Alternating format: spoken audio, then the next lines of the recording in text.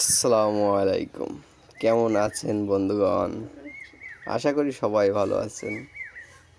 আমিও ভালো আছি। দেখে তো অনেকেই বুঝতে পারছেন আজকে কি করতে চলেছি। হ্যাঁ, ঠিক ভেবেছেন, আমরা মধু ভাঙার চেষ্টা করছি।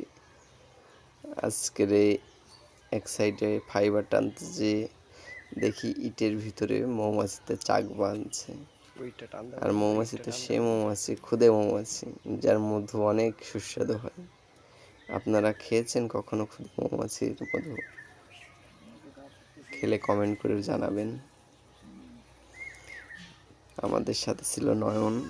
নয়ন তো দেখেই বলে, দাদা এতে অনেক মধু, আজকে চাক না ভেঙে বাসায় যাব না। তাই বলে সে শুরু করে তার মিশন। আমি সাথে ভিডিও করছিলাম, দেখি সে কি করে। অবশ্যই সাকসেস হয়েছিলাম। দেখতে থাকেন ভিডিও। অনেক কষ্টের পর, দেখতেই তো পাচ্ছেন চারিপাশে মাছি কীভাবে ভনভন হচ্ছে। অনেক মধু ছিল, কিন্তু আমরা বের করতে পারিনি। ইটের ফাঁক দিয়ে অনেক ভিতর পর্যন্ত চাক ছিল, মুখ থেকে যেটুকু পেরেছিলাম। আল্লাহ হাফেজ।